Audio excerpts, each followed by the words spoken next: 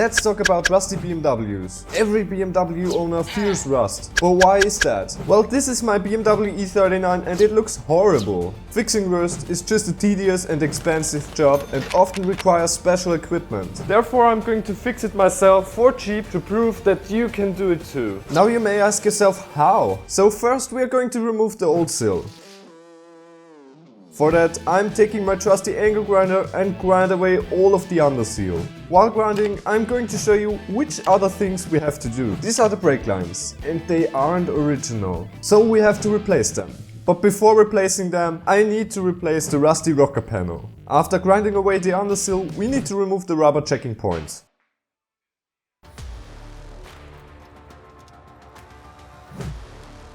First, I cut around the area from the front checking point, because I thought maybe I could rescue the rest of the sill. But I realized quickly that this wouldn't work, so I made a cut line with tape.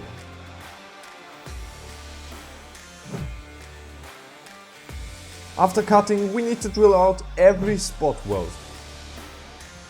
Now we have to separate the sill from the car body.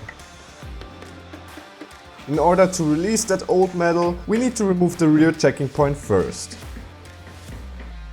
If you are doing something like this yourself, you know how dangerous this action is. So please be careful.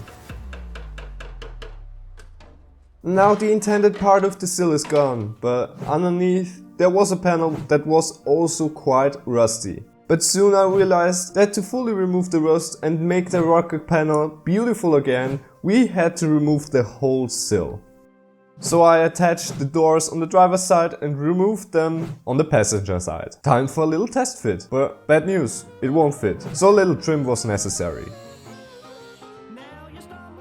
Perfect. Now we need to trace the outlines and cut the old metal. Before cutting, I wanted to remove all of the spot welds.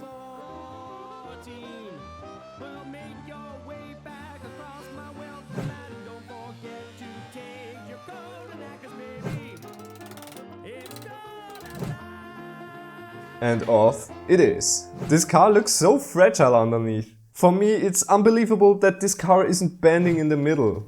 Before welding, I needed to remove the foam. I didn't want the car to catch on fire. Oh, I almost forgot it. The car has a little rust hole on the floor panel. It's time to fix and protect it.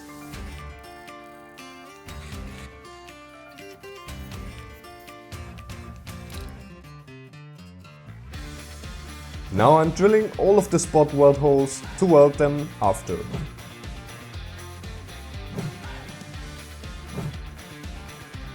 A little trim in the back section was necessary. After that, we needed to remove the remains of the old sill from the checking points.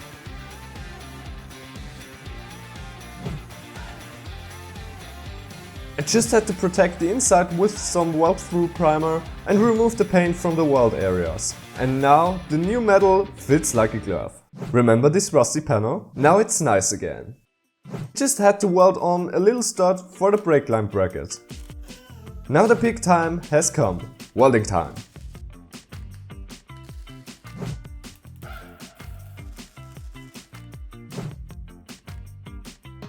Guys, we've made it. I think these welds are looking far better than on the other side. Now we need to weld a few spot welds on the bottom and then this side is also done. I actually had to remove the fuel tank in one of the last episodes. And now it is time to install it again. Therefore, I removed all of the rust above and protected it. And now we are finishing the brake lines. Here I'm putting on the connectors.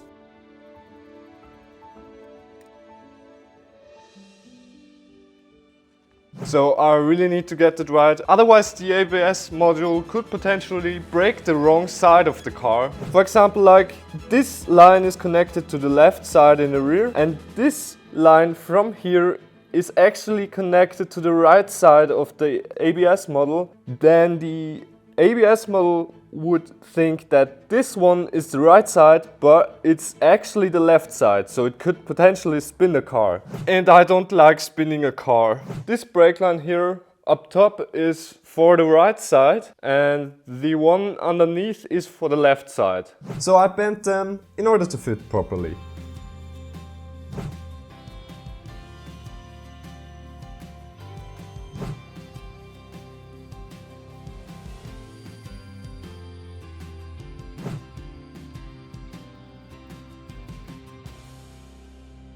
Now it's time for the fuel tank. That was pretty hard, actually. But we've done it.